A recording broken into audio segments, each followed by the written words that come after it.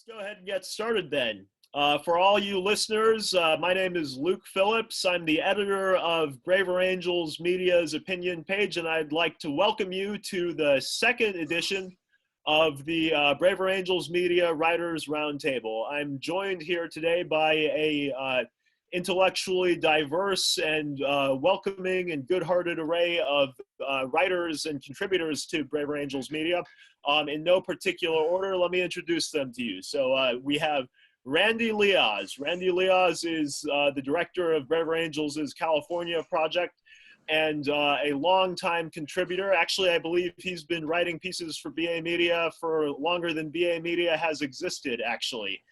So he's one of our most longstanding people here. We have James Coan, one of our head strategists for depolarization strategy, and aside from working with us, he does some great work with the depolarization community in DC as well.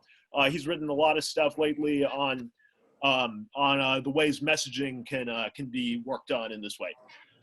We're joined by Mani Guzman. Mani is coming from the great state of Washington, and she's been doing community building kind of stuff and bridge building stuff, and she wrote a great piece for us on the question of facts in media in the context of the COVID crisis, and we look forward to publishing more work by her in the near future. We're joined by Ruth Littman. Ruth is coming out of the Bay Area, and she's written several pieces for us lately. She also has a piece currently submitted to me that I have not yet gotten back to. So Ruth, I'll get back to you on that sometime soon, as well as everybody else here. Etelson. Etelson has been writing various pieces for us on political psychology, a really, really interesting kind of subject. And she also recently wrote a book on how liberals can best come to depolarizing ideas in their conversations, both with each other and with conservatives. I have not yet read the book, but I hope that by the time the next Braver Angels convention comes around, she has extra copies lying around so I can purchase one from her. And finally, the wonderful man with the perfect hair, Greg Steinbrecher, who's been the kind of evil genius mastermind behind this project of Braver Angels Media Writers Roundtables. Greg is based in California as well, and he's been writing a lot of stuff, particularly at the intersection of free speech, personal liberty, and what that means for the order of depolarizing discourse. Always very interesting stuff. And I think, Greg, you still actually do hold the record for writing the most clicked on article on the BA Media page.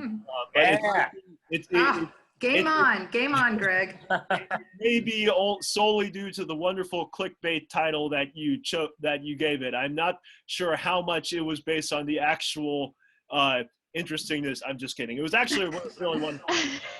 Well, Luke, don't leave us hanging. What was the title? Oh, let's see. Why is it not coming back to me? It was something along the lines of, there is a liberal media bias, so what should we do about it? And it was a very thoughtful piece. And actually, the next time we do one of these, we'll hopefully have some more pieces out, because I'll have gotten my act together. And I'd love for one of these future calls for people to talk about the arguments in their pieces. But in lieu of that today, we have Greg is going to host a conversation among these talented contributors to BA Media about various subjects. So Greg, thanks for putting this together, and off to you.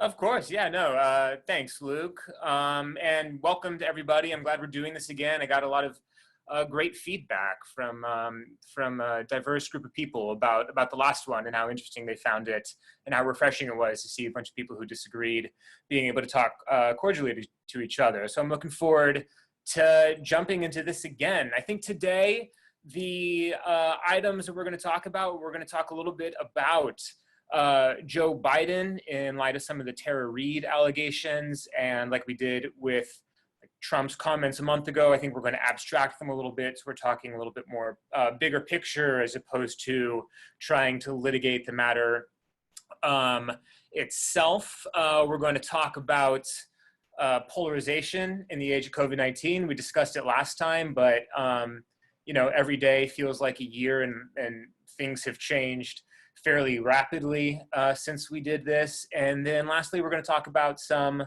internal Braver Angels disagreements, different points of emphasis amongst some of our leaders about what we should sort of be emphasizing in our messaging. So all interesting stuff. So the first thing we're going to talk about is Biden.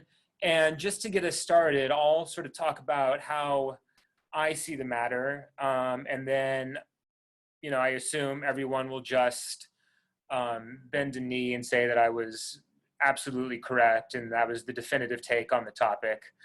No, obviously, I think we're going to get a wide range of perspectives, and I'm looking forward to hearing where y'all take this. But just to get things started, this is kind of how I see it. So it's almost impossible to talk about the Tara Reade allegations without having in the back of one's mind what happened with Brett Kavanaugh a couple of years ago. And to me, this is one of the most divisive topics that can come up. There are people I really get along with who we usually disagree about politics, and then once this comes up, it's like we go at it like we don't go at anything else. And I have to use all my Braver Angels training to not let it get out of control.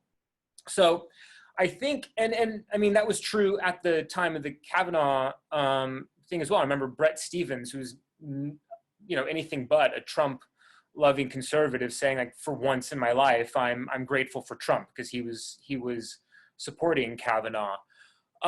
So it seemed like what happened was this allegation came out against Kavanaugh, and, you know, people were primed to dislike him because they saw, you know, this sort of reliable conservative taking over a swing justice and Anthony Kennedy that was going to tilt the balance of the court.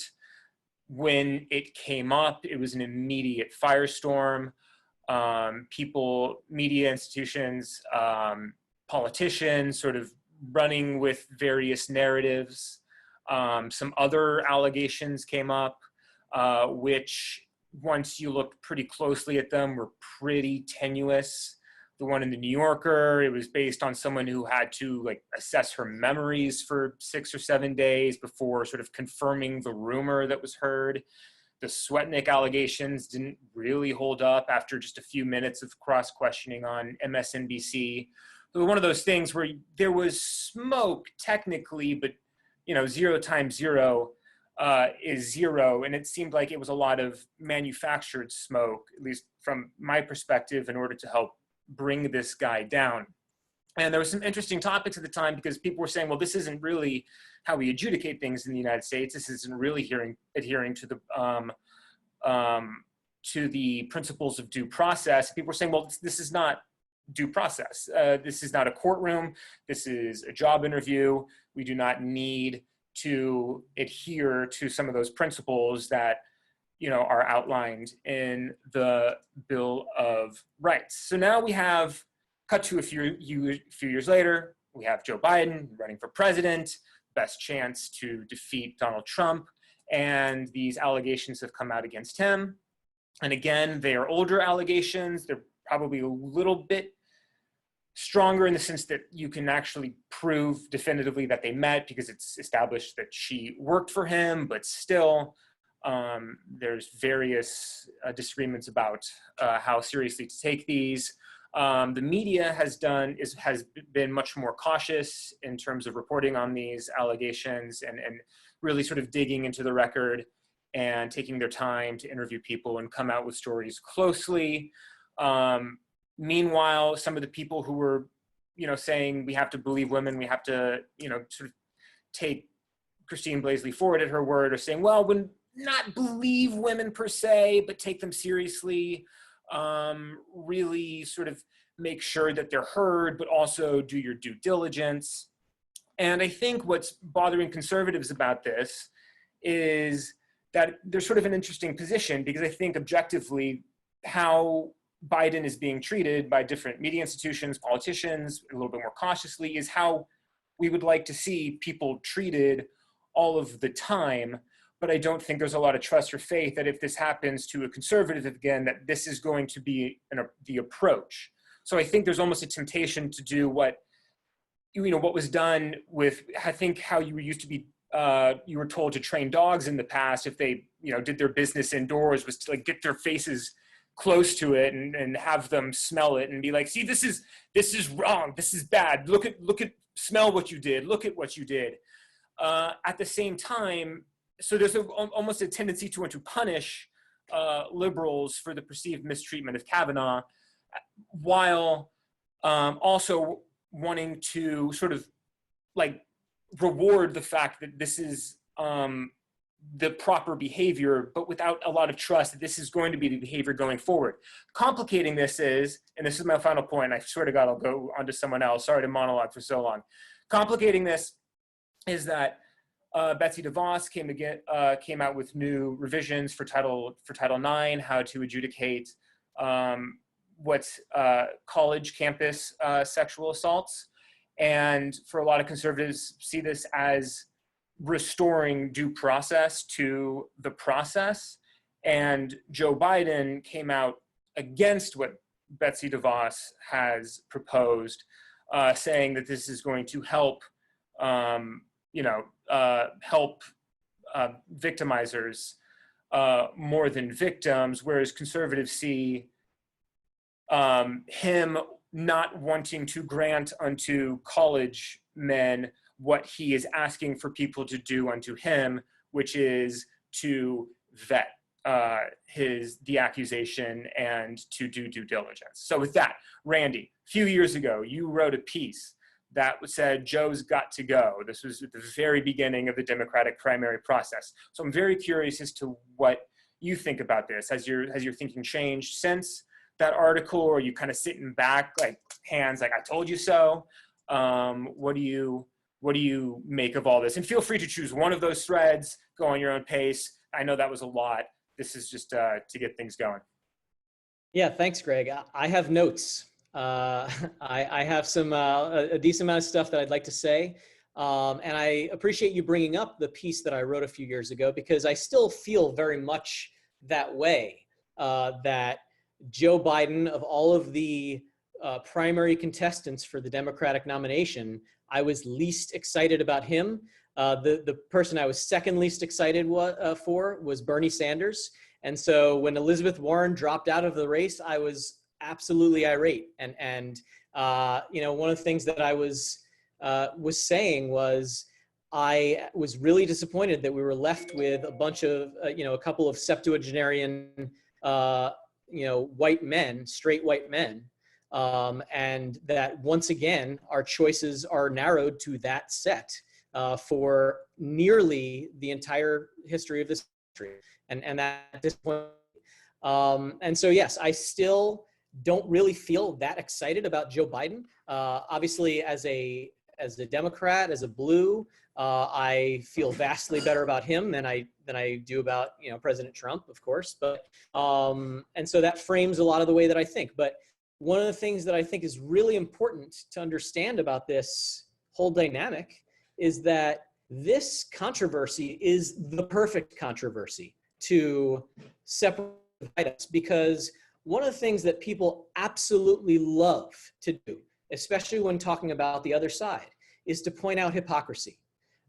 We, as human beings, are filled with contradictions, and we always will be. And one of those contradictions is how inherently comfortable we are with our own contradictions, and pointing out other people's contradictions and how they should be uncomfortable with those, right? So this is the perfect subject on which to attack your political opponents, because there is, wherever you look here, there's hypocrisy to be found, right? And so, my perspective about Kavanaugh is clearly very different from yours. I've definitely seen people put up, comparisons between the Kavanaugh thing and the Biden thing online. And of course, the Reds say, well, clearly we're in the right on this one. And look at these two columns. How can you compare? And of course, the Blues can put up basically the same kind of analysis and point to it directly the opposite story. So wherever you look, there are mitigating factors, there are exacerbating factors for both sides of those controversies. I personally thought Christine Blasey Ford was very credible, and I I'm still waiting for the rest of the information to come out on Ms. Reed, and there have been, you know, things that have pointed to her lack of credibility. There have been things that have pointed to people backing her up, right? And so one of the things that I think is most important about this is that everyone wants to rush to some sort of conclusion. Everyone demands a think piece that has a distinct conclusion to it. And the fact is that in so many of these controversies, we're just not there yet. We don't have all the information that we need. And so therefore, anyone who's bloviating over their opinion about what the real truth is full of crap, because we just don't know, right? And so I think it's just so important for us to wait for more information to come in and be comfortable with the idea that I don't have the answers to this stuff, and neither do you, right? So we have to constantly emphasize the intellectual humility around that. And also, my last point is that I was comfortable criticizing Hillary Clinton for her treatment of Monica Lewinsky, okay? I think that was a huge failing on her part. Yet, at the same time, that doesn't necessarily mean that I didn't support her as president, you know, as the nominee for president. So I think that we have to be willing to hold that tension in our heads of, we understand our candidates are not perfect people, and that has to be okay. But we also still have to be able to criticize people on the other side who are equally or maybe more imperfect, but also recognize that there are people on the other side who will still support them in spite of that imperfection. That's great. Erica, I think you also wrote on the on Kavanaugh, didn't you? You are on mute. You're on. Okay. Yeah, there we go. Yeah, what do you think about this? I'm sure. Yeah, that's so funny, Greg. I had completely forgotten I had written an article about it. I wish I had reviewed it before this call. But I guess where I'll go with this is, first, I want to just preface what I'm going to say by being transparent about my being a very strong Bernie Sanders supporter. And like Randy, I mean, Joe Biden was definitely my very last choice, except temporarily when Michael Bloomberg was a contender, and then he was my last choice, but then it went back to being Biden was my last choice. And I say that because even though I try really hard as a braver angel to, you know, to look at all sides and be open-minded and put aside my confirmation bias and try not to engage in motivated reasoning to reverse engineer the conclusion that I had at the outset, I'm so aware of all those things because of the research that I did for my book. And at the same time, I know that we can't always do that. And so, you know, I'm just putting it out there. Okay, I came to looking at this whole situation as a Bernie Sanders supporter. So I became aware of the allegations probably before the vast majority of people in the world. I was sort of starting to hear it and thinking, you know, and I'll admit almost like a little bit of glee, like, oh my God, this is gonna sink Biden, okay. And then was sort of in this waiting mode, like, okay, where's the media? And we're having like primary after primary, and where's the media? There's no story. Why aren't they talking about this? You know, what's going on? And during that time, you know, Greg, to your point, comparing it to the Kavanaugh hearings and like the immediate media onslaught the minute there was any whiff of an allegation from Christine Blasey Ford, and then all the way through every day, you know, how many articles, just a flood of coverage nonstop every day from every outlet. I'm thinking, I'm noticing this huge disparity. And I'm going, where is it? Where's the media? Where's the media? And then lo and behold, Bernie Sanders suspended his campaign, and oh, now the media is talking about it. So I look at this, I do think that there is a double standard. I look at it more as a double standard sort of within the blue realm and the realm of liberals and the Democratic Party politics of bias against Bernie Sanders, and that's why they were withholding it. You know, but it does, you know, I think it really is important to acknowledge, just at a broader level, this problem of differential treatment of women who are making allegations based on the political expediency, based on what political goals are being served by either championing what she's saying, or smearing her or ignoring her. And that's so important for politics in general, for the media's credibility, and for the Me Too movement, and for any woman who is thinking about coming forward with an allegation. She needs to know that her allegation is going to be judged on the merits, not based on what political party is going to be hurt or benefit from it.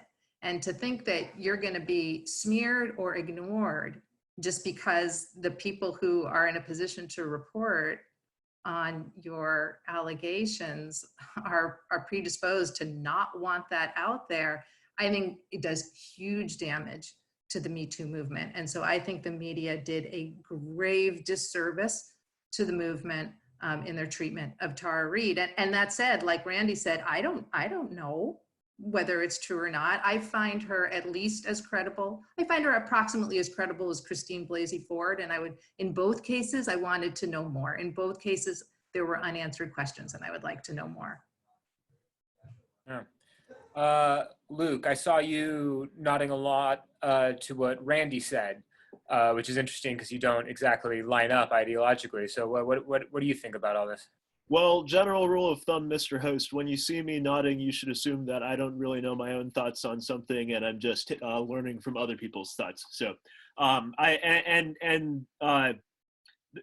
that note, I have a personal peace of mind policy that when questions about corruption, sexual misconduct, or past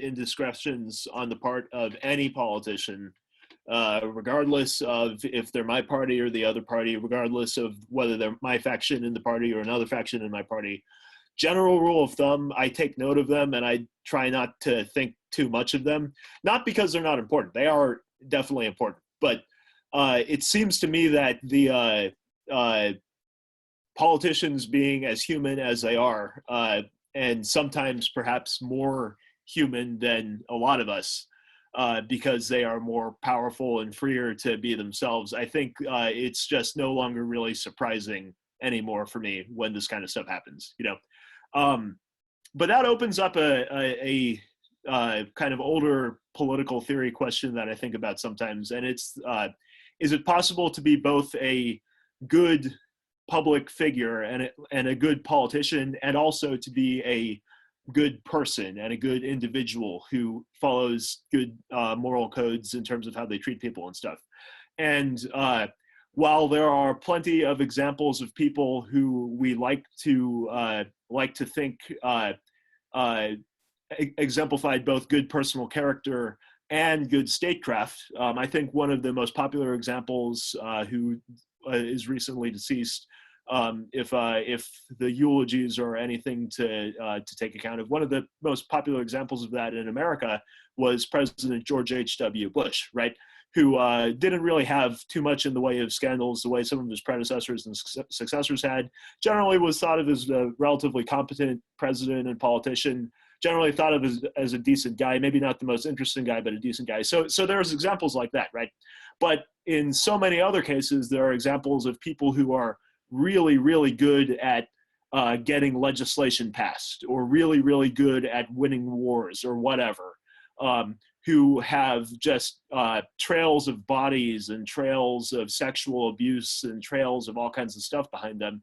And it really does open the question, should that be taken into account in terms of how we judge their public lives? And I think the obvious answer is as contradictory as the question itself. It's obviously yes and no.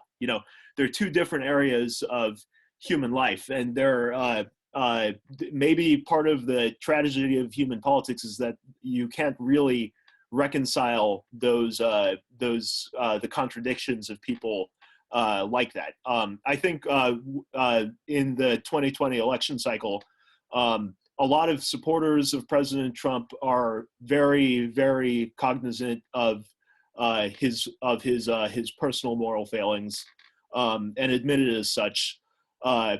And I think maybe some of them probably do struggle with that in the context of like, well, is it a political good to have him as president regardless? Maybe not all of them do, but I think some of them do. And I think in the Joe Biden camp, there's probably a similar kind of question, like, should we judge this guy based on our own standards, or should we take political expediency for the greater good of the country as we see it? And I don't think those are easy dilemmas to be resolved. So long story short, I don't have a real particular opinion on how this ought to be resolved. I just see it as a more reason to be humble about one's own thoughts on politics and the capabilities of politics to improve our public life. So, yeah. And interesting on the good character question, because I think another guy who was considered to be a good man, if not necessarily the most effective president, was Jimmy Carter. Between him and H.W. Bush, both one-term presidents. So something interesting to stew on. But Monica, welcome. And what do you think about all this? So much. I think so much. First, thanks to everyone for stirring it all up, because this is just, it's a perfect storm kind of issue, to Randy's point. I mean, one thing that I think of is when it comes to these kinds of scandals, maybe the most unfortunate aspect of this is that there really is no way to get to the truth. And, some folks might contest that, and that's fine. But unless there's, oh my gosh, there was a witness, and here's the ways that they're insanely credible. Oh my gosh, even back then, there was a camera. Oh, look, here it is. We can see it. That's one of the biggest problems, is that because there cannot actually be a resolution on what happened, this is sport. It's red meat for a very partisan culture. And how unfortunate is that? Because, you can believe her or not, but it is at least possible that a woman's life may have been ruined through what happened. But because of the sport, almost nothing about this can be about that. So it's kind of, I don't know, it's like a suspended reality. Is it, isn't it? We just can't know. Now, one thing I'll note about that too is every time that I see in our political narratives, we demand that they open an investigation. The word investigation. In situations like this where we cannot get to the truth, opening an investigation doesn't mean much. All it means is that one side really wants to keep the sport going. And so there's that code, right? Everyone pretends that we can get to the truth so that we can keep the sport going. And there's one other way that everyone plays pretend. I find it so interesting how people will do anything. We will tie ourselves into so many knots to avoid admitting that our beliefs about the facts are tainted by the groups we belong to, that our beliefs are absolutely influenced by that. But Randy, I think you brought up the word hypocrisy, right? It's all the charge of hypocrisy is blatant, and it's lobbed back and forth, like Obamacare. I mean, the individual mandate was a conservative idea before it was a liberal one, right? And everyone just keeps kind of vacating the other side because the polarity serves something. It serves a larger game we're playing. So I think about Joe Biden, and you go to this matrix, right? If he did it, politically he cannot admit it. He cannot admit it, right? If the mainstream media, like the New York Times, really did put on kid gloves for the Joe Biden story in ways that they did not with Brett Kavanaugh, they cannot admit it for similar reasons, because they cannot be caught in the fact, because I think it's a fact, that we are absolutely influenced in our beliefs by the groups we belong to. But no one can admit it. And so we're all playing a game. We're all playing pretend. So, and one last point, there was an opinion article in the New York Times with the incredibly click-worthy title, "I believe Tara Reid. I'm voting for Joe Biden anyway." Did anyone see this article? It's by Linda Hirschman. And when I saw that, I was like, ah, see, that's the third one. Like, if Joe Biden did it, he can't admit it. If the mainstream media treated it with kid gloves, they can't admit it. And then if the voter wants to vote for Joe Biden, but finds Tara Reid to be credible, somehow they can't admit it. But there's at least one writer in the New York Times who went ahead and admitted. Because I think, like, at the end of the day, a lot of blues are probably also telling themselves, maybe I believe Tara Reid, but I'm voting for Joe Biden anyway. So I found that a very bold and unexpected admission. If you haven't read the article, Google it. It's really interesting. And I also found it interesting that the New York Times did not open comments on that article. Yeah, So, as a former philosophy major, that got all my hairs tingling, because there's a lot of utilitarian arguments and name checking some guys I learned about in college. And actually, Jonah Goldberg has done some good work kind of comparing the argument of that essay to Michael Anton's Flight 93 election article back in 2016, comparing the mechanisms between them. So it really brought up a lot of interesting issues. But James, I know you're usually looking to find ways to bring everyone together. So what have you got on this, the most divisive of issues? Yeah, no, that's exactly what I was going to talk about in terms of, okay, so there's a lot of different kind of angles to approach a topic like this. You know, we can think of it as a pundit, you can think of it as a voter, I can think of it as a guy, right? I mean, all different, kind of sources, but I'm going to focus on it from the standpoint of being a depolarization strategist and someone who focuses on messaging. And so, how would anyone use this? And yeah, typically I agree with Monty, this is like red meat. This is typically stuff I would not emphasize with messaging. This is pretty low on the list, but if someone were to do this, how would it be used, at least not to further polarize us too much? And so there's been Erica, Monty, Randy, I've been talking about groups. And so I'm very influenced by social psychology. I think a lot about that and how to reduce affective polarization. So how do we as individuals, how we increasingly feel negatively about the other side. And a story like this can just further drive us apart. So how does this actually bring us together? Or if we can't get that far, at least prevent us from going too far apart? And I think there are some kind of, to jump to a topic we'll talk about later, possibly commonalities, not looking at this particular topic, but, in terms of any kind of justice or allegation topic, right? I mean, we care about potential victims, all of us. We also believe in some degree of fairness and justice, right? That we don't want people, right? People are innocent until proven guilty. And so I think those kind of factors relate to this case, and they're also common in general, even if someone, completely believes Biden or believes Tara Reid or whatever they think about Kavanaugh, those don't really matter because, there's still this belief in care and fairness, which, yes, happen to be two of the only moral foundations that overlap between liberals and conservatives in terms of what Jonathan Haidt says. So I think something like that kind of framing is plausible as a way to at least reduce damage from this, but still don't expect a lot of posts on social media from braver angels about this topic. I don't think it's the best one to bring us together on.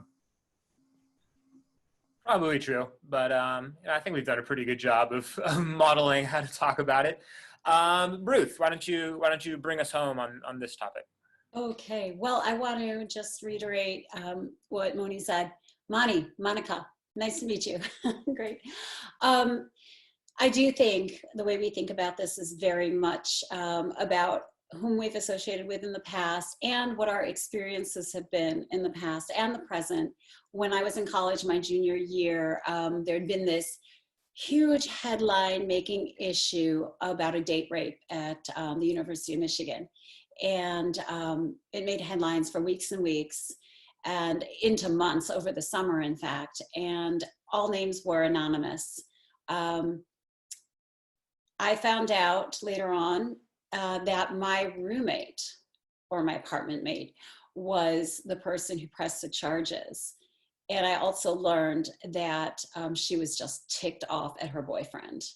Okay, so no names, but, and I, you know, her name was never revealed and her boyfriend's name was never revealed, but they ended up hanging out in our apartment quite a bit that year after, you know, the supposed date rape occurred. Now, really unpopular story to bring up. I get it, because there's so many date rapes that are real and devastating, horrible, and they should never, ever happen. And the rapist should be, if guilty, locked up.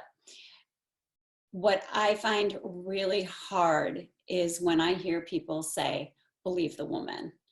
I think whether you're Republican or Democrat, you should actually, I'll take issue, investigate, of course. I think these charges merit an investigation because it isn't clear and we might never know. But for people to charge others with assault is an incredibly damaging charge, and it very well might be true, but we can't just believe a person because she happens to be a woman. As a woman, I find it incredibly patronizing. I don't want anyone believing me just because I'm a girl. I want people to believe me because I have a good case to put out there. And I would say whether you're Democrat or Republican, we need to focus on these issues, absolutely. I think though we know our politicians can be very abhorrent morally, we need to come together, Republicans and Democrats, braver angels that we are, and hold them to higher standards. Say, you know what, we want to establish a culture wherein we expect the most of our politicians. You guys are our leaders. Don't go acting like that. We need to raise our kids to behave better, both our girls and our boys. That's our responsibility in bringing forth a new generation of hopefully better, braver people. Great. What a great note to end that topic on. Obviously, there's so much more to say. We could spend the whole hour talking about it, but we will move on at this point to a question that appeared at the end of the morning newsletter that the Dispatch puts out, which is a website that I enjoy for some right of center news, center right. They had a question that started with, a new poll out yesterday found that 71% of Republicans believe the worst of the coronavirus outbreak is behind us, while 74% of Democrats believe the worst is yet to come. So their question was a little meta. Why do you think there's such a massive partisan split in the response to this question? And I thought we could answer it. And I thought it might be interesting too for us to do what we ask participants in our Red Blue workshops to do, which is to look at our own sides a bit and perhaps be a little self-critical. So just to get things started, I think for conservatives, for me, I consider myself probably a little bit more of a libertarian. There's probably an understandable skepticism of some of our bigger media institutions, governmental institutions. I think, you know, they see, I think the perception is that crises have been used to grow the scope of government since at least World War I. And so that I think are probably a little bit afraid that this is going to be used the same way. And I share this concern. I don't poo-poo anyone for thinking this way, but I think not every use of government is bad, to put it simply. I think, you know, even the strongest of libertarians would agree that there are relevant and necessary functions of government, and that trying to combat a plague certainly meets the threshold for action. And I think they're flattening distinctions, between, what we desire to change everyone's behavior to, to combat climate change, and hey, wear a mask because it will go a long way towards protecting the people around you. I think those distinctions are getting flattened, and therefore a certain rebelliousness is springing up, but against really kind of a straw man that isn't helpful, because not everything is a culture war. Sometimes it's just good to do the thing that you should do. And I think in this case, wearing a mask is important, and trying to downplay the threat of this thing is can be fairly dangerous, sticking one's head in the sand. So that's the critique I would have from my own side on this. Erica, I know you have to go soon, so what do you think about this? Erica, you are on mute. Here, I'll unmute you. You're still on mute. Oh, there you go. Sorry, I'm a slow learner. Okay, yeah, going back to your question about why are we seeing this through partisan lenses and having different takes.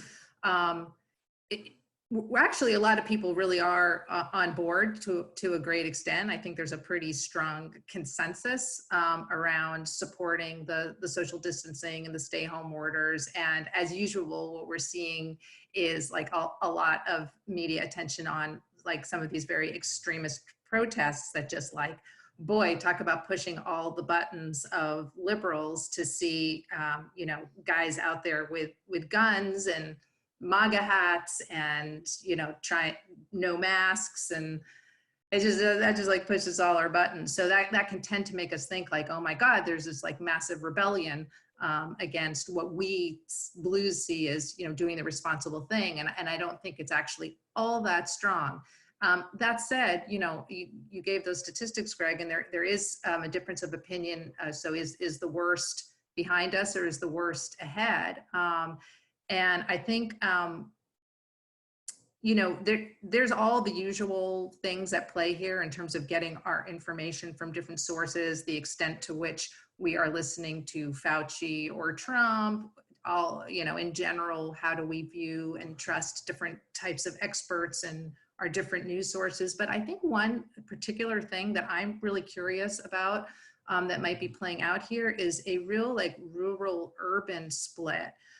Because when you look at areas of the country that tend to be blue, where we've already been really hard hit, but now the waves of infection are really starting to hit more of the rural areas, but not yet. Like that's just beginning. And with some of the states reopening now, and started 2 weeks ago, I think just right about now and in the next week or two, they're going to start seeing a lot more infections. So I can understand if I lived in a part of the country where it's like I'm hearing about this huge pandemic, but I don't know anyone who's sick, and it could seem like this big overreaction and let's just get back to normal and everything's going to be fine. I am really curious to see if that starts to shift as the epicenter of the pandemic starts to shift into these areas. Assuming it does, my expectation is that it will, and it already has in some areas from what I've been reading. But yeah, I think that could be at play here in particular. Yeah, and interesting you say that, because I think we're probably looking at different news sources, and I'm seeing more emphasize the fact that places that are reopening are not seeing the big spike that was being threatened or played up in the media. But James, what do you think about all this? This is kind of your bread and butter. Oh, it is? Okay, we'll see. Yes, so Erica mentioned the word that I was going to focus on, expertise. and believing experts or not. And also, in terms of being both sides, if those experts, how they feel about the general population and how condescending they are toward the population, how much trust they engender or not. Because, to be a public health expert probably means that you have at least a master's degree, and if not a medical degree or a PhD. Chances are you live in a city, chances are you work for a pretty prominent institution, and all that is blue, blue, blue at this point. And so, right, these are different social groups, and there's less trust because, the public health authorities, for the most part, have been on the side of, have more, wear masks, stay inside, don't open up the economy as much. And I think Democrats, by and large, have more trust of those authorities, and in terms of social groups, are more similar to those groups. I mean, the actual data on beliefs is kind of mixed. The Civic Health Project had an interesting blog post a couple of weeks ago. Half of it was like, if you really want to feel positive about the coronavirus, here's a bunch of polls that show this. And if you want to feel that we're even more divided, here's about an equal number of polls that say, because, depending on how you word it or not. But yeah, I mean, there's some divisiveness. So yeah, I mean, in terms, and this is an area of messaging that I think is very important, although I don't have all the answers, not that I have all the answers about anything, but at least on this, and still in progress about how do we message in terms of condescension and resentment, and trying to increase trust, which I think are very important components to affective polarization. Yeah, absolutely. Ruth, you have any thoughts on this? Yeah, masks, they should not be a political proclamation, like you say, Greg. I mean, I can't believe it. I work with frail elderly, and we're doing a bang up job. I mean, everybody's washing hands and wearing masks, and I'm so relieved to say there are no cases of COVID where I work. And yeah, I mean, there are definite reasons to be careful. Why not? Why turn this into a divisive issue? It's a mask. And I understand some people, and this is serious, have trouble breathing. And I think there should be special masks that they should be able to wear. But it pains me to see people making masks into a political issue. However, I do think some of the footage of the protesters can be a little bit exaggerated and artistically done, shall we say, to make more people think that more people are behaving very irresponsibly and divisively. My mom actually was called by a contact of hers to participate in a march a number of weeks back in Michigan. And she said that in the instructions, the organizer, who was definitely red, deep red, told people not to bring a lot to drink in their car, not to drink a lot before because there would be no public facilities, to stay in their car, to follow all of the rules. Of course, what's reported? The bad stuff, the stuff that makes all of us reds go, oh my gosh. And as Erica said, that pushes all the blue buttons. It pushes the red buttons too. So it's a source of inner party conflict. But again, I think it's misrepresented by a media that has an agenda. Yeah, and it can be hard. I mean, how are we supposed to all sort of figure out the facts together when even a picture, you don't know if you can trust the angle or the lens or whatever. But Mani, what do you think? Yeah, yeah, that question about why is the partisan divide on this question of whether coronavirus is the worst is behind us or yet to come, why is that divide so big? I think like the simplest answer, which obviously needs elaboration, is because the patterns of polarization have finally had enough time to settle into the grooves that they needed to find. That's really all it is. I remember early parts of the pandemic, seeing everyone actually ask candidly, what's going on? People on both sides going, wait, what's going on? We didn't have our typical group cues all laid out for us, so we really didn't know. And I would propose it was a scarier time. I think now the blues have their narrative, right? And we find comfort in it. oh yeah, it's the science and the scientists. Boy, am I glad I live in Seattle. Boy, am I glad I live in New York with Andrew Cuomo or with Jay Inslee and with all the whoever. You know, the Reds have found time to find their heroes and their narrative. They're crushing the economy, you know, like our livelihood is at stake. It's the same urban crap all over again, you know, and there's so much empathy to be had both ways. I mean, I've looked at how many of the headlines for so long were about New York City, and I've been like, I remember in the 90s when I was in middle school and then high school, and right, like waking up one day and being like, every show on TV takes place in New York City. This is a big country. Everything happens in New York. And like, it took me so long to just kind of wake up to how everything happens in New York, right? And so it's just, so again, like everyone has their signals to be like, I trust this, I don't trust that. I mean, James, what you were saying about medical folks is so spot on, because social polarization backs up political polarization, just as you said.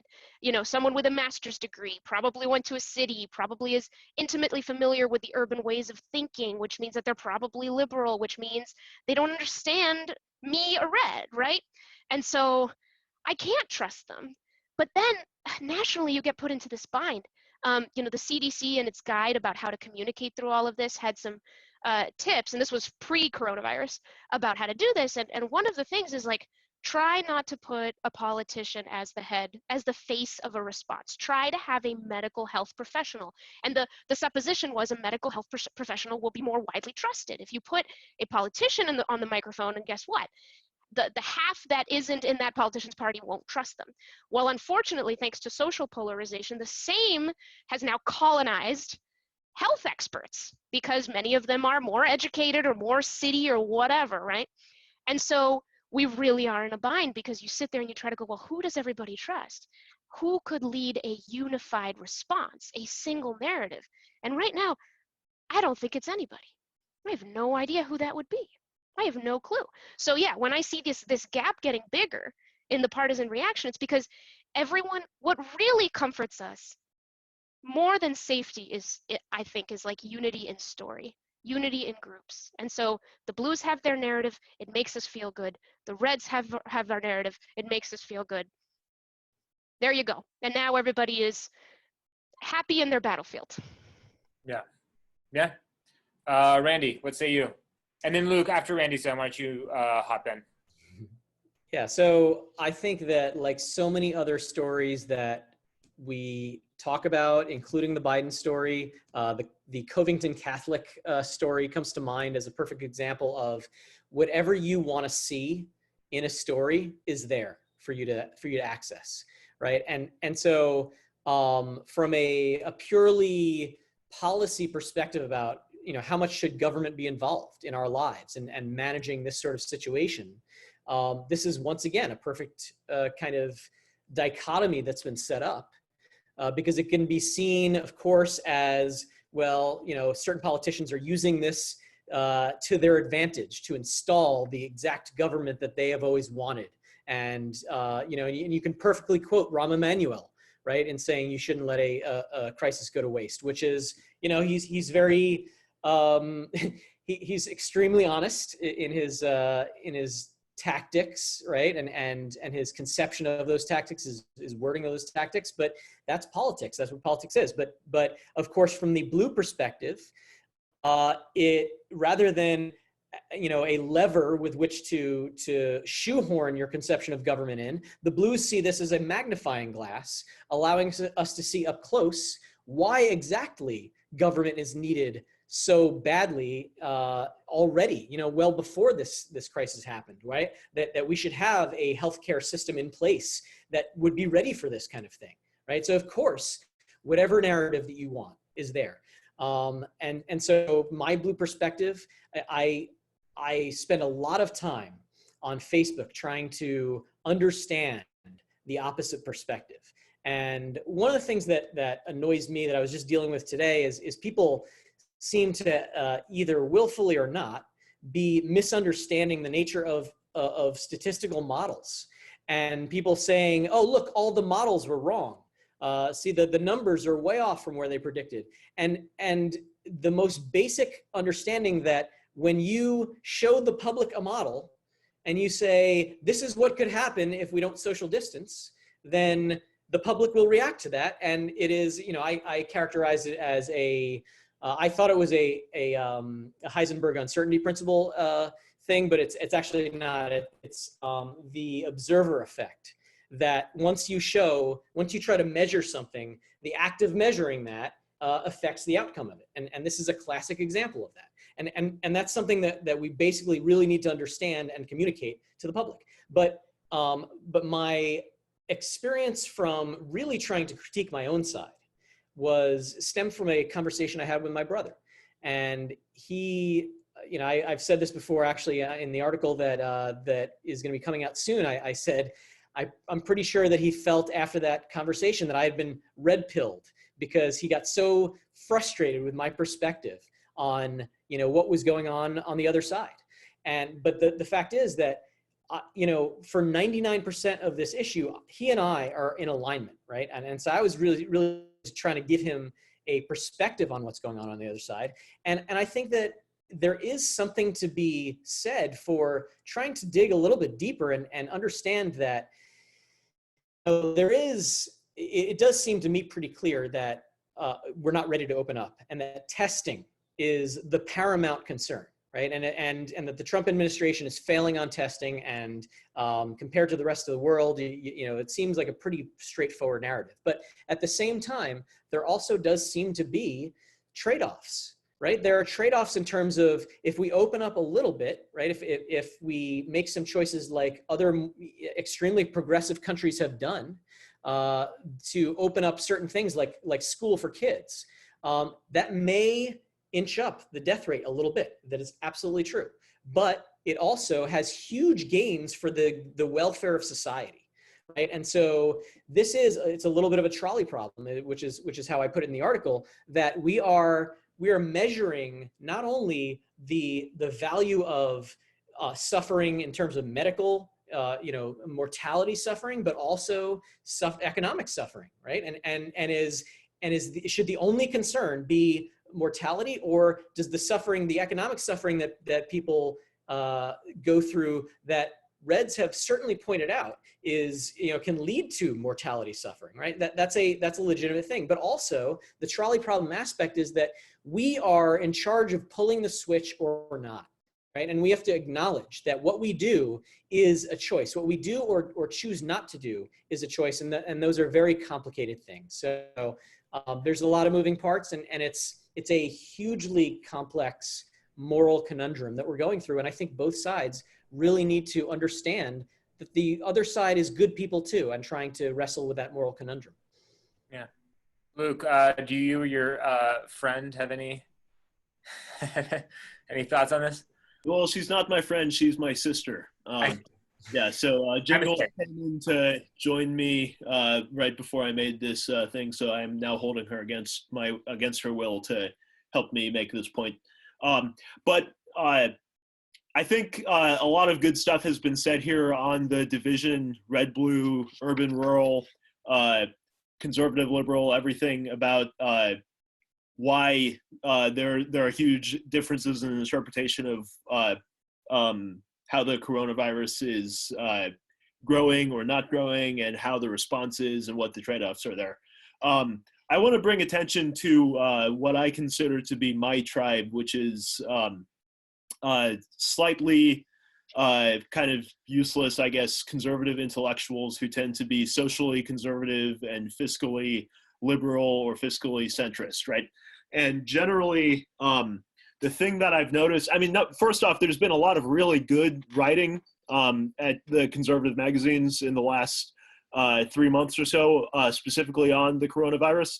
But I've noticed that the general rule of thumb is whatever somebody was advocating for, or however somebody was interpreting things before this whole pandemic shutdown started, they're basically pushing further along those lines now as their idea for the solutions to and the reactions from this pandemic. It's almost like you would expect that there would be a lot of really like 180-degree turnarounds in terms of like, oh, well, the facts of the case are changing things up, and now I can't believe that I was so wrong all this time. I'm going to be pushing in a totally different direction now. No, it's basically people are hardening further into their kind of own ideas that they've been cultivating already about how things should go. If you supported universal basic income before the pandemic is justification now for universal basic income. If you supported further local government sovereignty and policy being done on local levels, then the pandemic is a reason for you to think that we should do that. If you supported reducing immigration into the United States, the pandemic is all the reason for it. If you supported universal healthcare, the pandemic is all the reason for it, and so on and so forth. And I myself am not particularly aloof from this principle, because one of my basic kind of ideas is that the United States federal government should adopt something like a New Deal footing in terms of national development and social provisions. And for the first 4 or 5 weeks of the pandemic, I was like, you've seen that gif of Ron Paul saying, "It's happening," you know, like that was me for the first 4 or 5 weeks of the pandemic. Like it's almost as if the intellectual tribe in America is more exhibiting what it sees itself to be than really reacting in a historically changing way to this thing. And I think there's good things about that. It certainly is disciplining people's minds to some degree because it's giving them a new kind of situation. But on the other hand, it's also, I think it's further entrenching already held views, which I think is probably contributing in various ways to the broader public divide. So that's a long way of saying that I think this pandemic has not been as life-changing for at least intellectual individuals as one would assume it would have been. So, great. Now, we had agreed to go about an hour. We have one more topic to get to, but James and Monty, can you stay on a few extra minutes to talk? Okay, great. But Randy, I know you need to go. Do you want to just give a quick shout out to what people can do on our website during this COVID pandemic? Yeah, definitely. So we have the Online Experiences Hub, where if you go to our website and the what we do kind of menu, it's the first choice there. And we are rapidly expanding the number of events that we offer online. And so right now we're doing debates once every week or two at this point, and we actually hope to expand that eventually once we get more volunteer power. The meeting that I'm going to right now is to talk to our organizers in the field and tell them about how we want them to start organizing both local and national events so they can support our rollout of our, making our accessible, all of our workshop formats to as many people as possible. So if people are interested in that, they can get more information about how to get involved, how to go to an event, how to actually create an event themselves, how to get trained to help run those events. There's so much stuff, so many ways that people can get involved. We're so excited. And right now, when people are isolated and they're looking for ways to connect with others, this is really a great way to do it. And it's a great time to do that. So yeah, I appreciate the opportunity to be on this call and also to just mention what we're doing with online experiences, because I am just so excited about it. Yeah, and I mean, nothing beats being in person, but I mean, it really does a great job of translating. I've been on a few of the debates, and you get, it's pretty amazing how much of the experience actually, is maintained through all of this. It's a wonderful experience, and it's good stuff on the website. So for our last topic, I know, Randy, you got to go. Good to see you. See you, Randy. There was a great conversation on the social media Slack channel the other day, and I hope this isn't too navel-gazing, but I think it gets to an interesting theme here. Because I know, James, I think, on our social media, you like to emphasize, points of agreement and ways in which we're similar and ways that we can come together.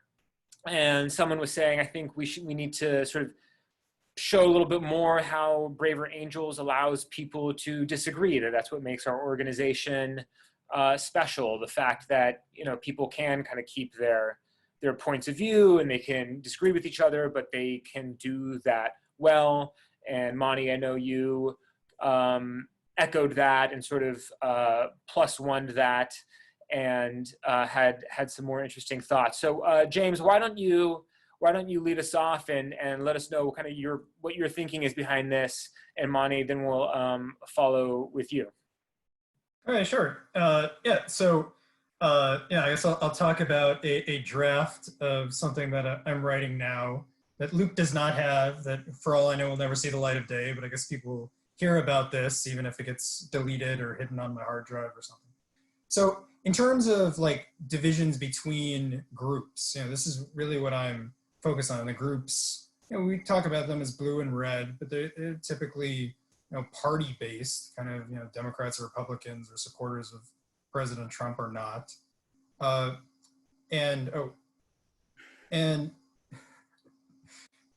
So, what are the problems there, and how does social psychology say they could be solved?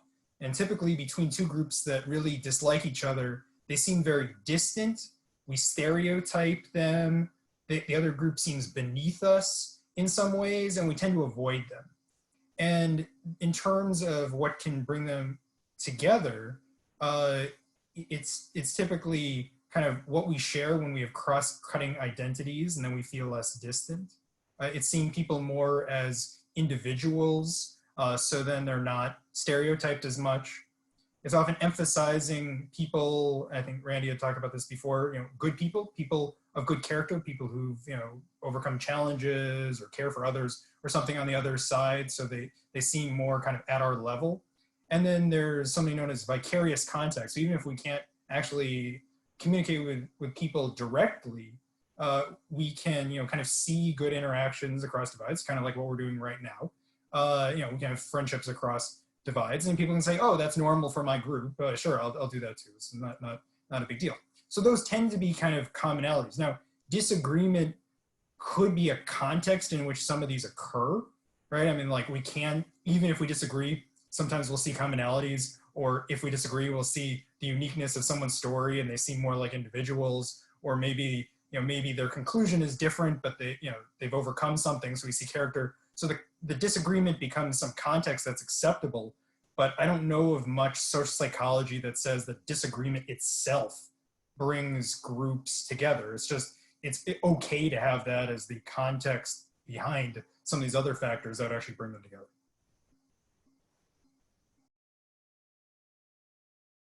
Yeah, so I guess I can jump in. This is a really interesting philosophical whole thing. And James, like I see everything you're saying. I think that's completely right. I mean, what we share is what brings us together. I can see how, social science and social psychology, thinks about disagreement and what it does, and thinks about, oh, you have to, elevate those stories of what we all share in common, get people to practice seeing that in each other and surface it. One example I think of is there's this Pulitzer Prize winning columnist named Connie Schultz. And I've written about her a couple of times because I study community building and bridge building across divides. And she has this Facebook page that is enormously popular that can take on huge issues like race and gay rights and all these things and actually bring people who are from different sides of the issue together. And I've become convinced that one of her secret weapons is dogs. So she will every now and then ask people in a fun way to share photos of their pet today. And so they will. And part of her secret is that as people share photos of their pets and like the other people's photos of pets on that thread, they look at, I'm Mary and I have a Cocker Spaniel, and there's John with his whatever. And like, John's a pet owner too. Mary and John identify as pet owners. We are on the pet owner team. And we get to see each other as like just happy-go-lucky pet owners. The next day we get to be on opposite sides of a really, really contentious issue. But because we remember that yesterday we were pet owners, then it's not quite so bad that we are coming from opposite sides of a really contentious issue. So +1 to all of that. Where I come from on thinking that putting disagreement on display can be powerful is more about emotional polarization. I'm making this up.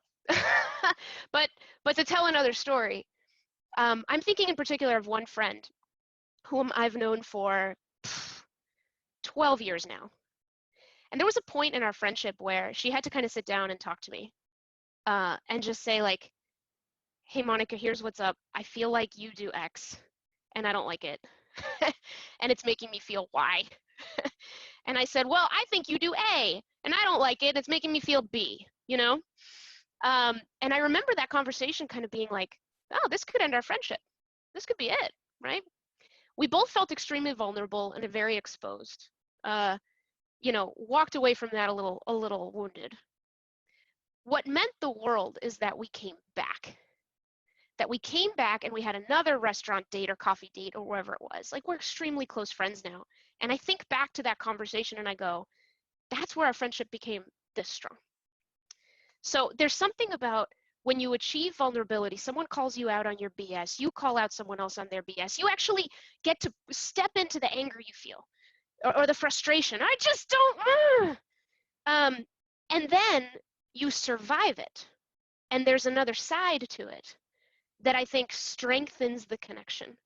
The internet's a good example for me of this because online, I mean, there's no, you know, we're all just disembodied voices. We don't have stories or experiences. We're just floating opinions. It's stupid, you know? And so we're just floating opinions, clashing with each other. And there's never a, let's see if we can talk again the next day. I mean, it's so rare, right? But we experience that in real life. And when people kind of see the most vulnerable in each other and still come back and say, no, I still want a relationship with you. I still see that there's enough here. Then that's super powerful. So it makes me go, well, man, like maybe empathy, the radical empathy that we need to tear down these insanely embedded and established divides, so embedded and established that all the forces in the world are trying to get us to ignore them, you know, like probably what it's going to take is getting into the fray, is giving people an answer to what they can do with their anger. Because if all we're doing is telling them what they have in common, that doesn't give them an answer to what they can do with their anger and how the anger can how you can survive the other side, how you can come back on the other side. And I think we're really afraid of each other and people who disagree with us because we don't know that you can have a disagreement and still be okay. You don't have to be so scared of it. Great. I think we do have time for everyone else to chime in. I know we could, James and Monty, I could listen to you guys go back and forth about this all day, but just to kind of bring us home, Ruth, would you want to just speak, you know, a sentence or two, just a minute or two about this? I live in Silicon Valley. I'm a red in Silicon Valley, and I do not want to participate in any more groups where I have to fake it or sort of shut myself up and not say what's on my mind. I want to be real. And I think I'm a courteous person and I'm fascinated with other people's viewpoints. I just want to be candid.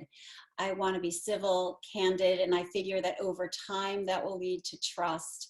And with trust comes the ability to cooperate. So within Braver Angels, I think that candor and that recognition of differences, candidly but civilly expressed, is crucial. And I think over time, there'll be groups of us who want to hold hands across the divide and take some constructive action.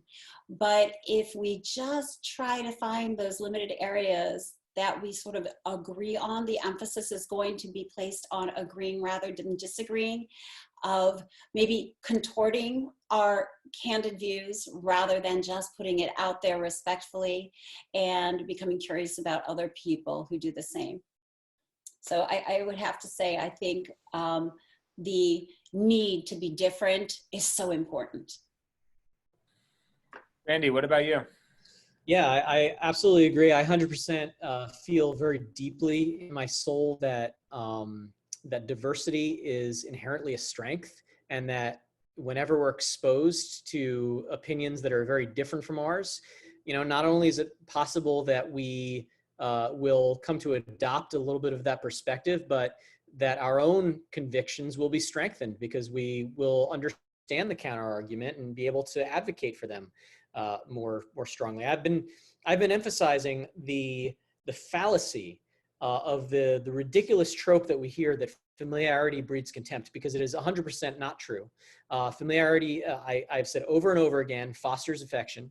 And I think our organization, that's a big function of what we do. And it's not just coming together to agree on things. It's coming together to challenge each other and really understand what we believe deep down. And so I've been having really tough conversations on Facebook, for example, and wrestling with the point at which I should drop someone as a Facebook friend.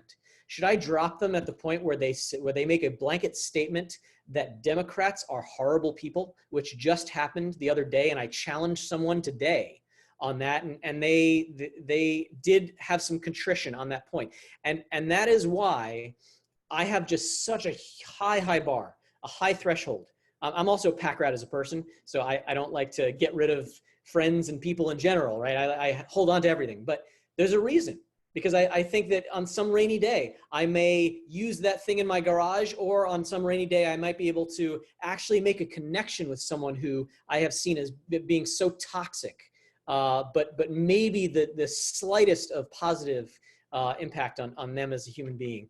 And so it really is about, our name is about being courageous when it comes to having those conversations, those really difficult conversations that seem to pose a threat to our relationships, even if they're very close relationships. But it's so important to really understand where the people that we love are coming from. Yeah, for me, I've written about this somewhat obliquely, in that I've written that I think free speech is the undergirding principle that Braver Angels really hinges upon. So for me, what's less important is sort of the agreement and coming together. It's allowing the ideas to have a space to flourish and abut against each other, because that's where politics happens. So, I mean, James, I remember telling you last time we did this, I was having a hard time with your chili metaphor with America, because I knew there was something that I think I kind of disagreed with it. And I still haven't quite conceived of why. Maybe I'll write about it. But I was thinking that maybe I don't see America as like a salad or a chili or some sort of what's it called with the cheese? The somebody tell me. Queso? Nacho Fondue. bowl? It's not fondue.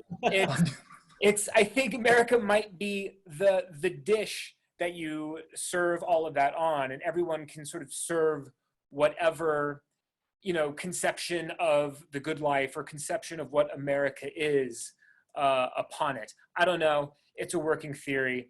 But my point is that agreement or some sort of sense of commonality is nice, and that might be a nice byproduct. But I think what really makes Braver Angels special is the room it gives for people to disagree with each other and to let those ideas be heard, because those spaces are further and further between these days. Great. Okay, so James, you're gonna respond to that real quick, and then Luke, you're gonna follow James, and you're gonna close this out. Yeah, so I realize, I guess I have the unpopular opinion of this. No. It's a very good opinion, and I'm actually going to take your side in this. So okay. Well, all right. No. So there always is a question, how much to focus on like individuals versus groups. And so, I was literally writing down what Monica was saying because I have to try to figure out how to integrate these two. How when like relationships collapse, how we can be vulnerable. Because as groups, we could argue that we have kind of done that, right? I mean, we've gotten really real with each other on Facebook, and we've criticized the hell out of each other. Now I think that does enough, and now let's turn the corner and do something. So I think about groups. Braver Angels historically has thought a lot about individuals, and those are a little bit different in terms of how to approach one-on-one dynamics versus massive group dynamics. And so I don't have all the answers. I really want to think more about what Moni said, because I haven't like integrated it, but I think this individual versus group dynamic, it leads to somewhat different answers, and it's something that we can still play with going forward. So first off, James and Moni, this editor of BA Media would very much smile upon you two writing kind of dueling pieces on where the focus ought to be, because number one, that'll be great content, and number two, it's a very, very important question for this organization's strategy that I think we need to do. Also, Greg, your reconceptualization sounds interesting as well. Randy, Ruth, I'm sure you guys and everybody else too has some interesting things to say on that. So, but for my part, as I said earlier, I think I fall essentially on James's unity side of this over the difference side of this, not in terms of a deep philosophical agreement with it, but more out of a kind of temporary pragmatic reasoning. And so I've told some of you before, I've always looked at Braver Angels and earlier Better Angels as being first and foremost a nationalist movement. A nationalist movement in the sense that it takes a fractured and divided populace and tries to elevate it to something higher and more unified than it otherwise would be squabbling amongst itself, and I see there being a lot of different parallel movements across American history that have been many things, but also were primarily nationalist, national unity movements up front, right? And so I don't think that necessitates anything like a diminishment of differences or a kind of Borg-like kind of assimilation of everybody into the same thing. In fact, I really don't like attempts to find what the American unifying ideals are, and I don't like the word assimilation because I don't think they're accurate to the truth of what really does unite Americans together. A phrase I like a lot is from Lincoln's first inaugural address, and it is the chorus of the Union. And the thing that I really like about the chorus of the Union is that it implies a sense that the parts come together into a greater whole, a whole that would be incomplete without all of those parts. And when I look at what I view to be the sacred moments in American political history, from the peaceful transfer of power between parties in 1800 to the reconstruction of the Union between 1865 and the early 1870s before it went awry. And when I look at the New Deal era, which is for me one of the times that changed up a lot of how Americans looked at their government, and especially the Civil Rights era and all the dramas and tragedies involved, but fundamentally leading to the great redemptive moment where John Lewis publicly forgave George Wallace for his past racial political maneuvers, right? It seems to me that there's a way in which chorus of the Union is a way to integrate the diversity in a very similar way to James's Chili Bowl idea. The diversity of America, without just saying it can be whatever you want it to be, but also without saying, and you have to give up everything about yourself to make it what it is, you know. So that's where I would fall. On the other hand, and I concede to Monica, Randy, Ruth, and Greg on this. I think it is important that any discussion of national identity doesn't try to boil things down to a basic formula of what American identity is, because there is a very subjective and very pluralistic and very diverse part to it. Walt Whitman said, "I am large, I contain multitudes." And he was probably talking a little bit about his own tortured mind and soul. But in many other ways, the way he's been interpreted is he was talking about American democracy itself. And I think this kind of tension is one of the ways in which the American experience really is a universal experience, in that there's this question of particularism versus universalism that is intrinsic to our national soul. So. I wrote down so many quotes. Luke, thanks. I was like, oh my God, I look up that thing from Lincoln. That's cool. Thanks.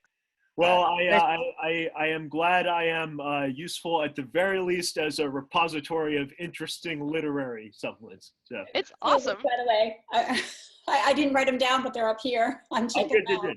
Thank you. Hey, so Greg, is this it? Or okay, yes, cool. So yeah, with that, I suppose I'm of the opinion that in this last hour and a half or so, the 7 writers here have done an exemplary job of describing and demonstrating what the chorus of the Union is.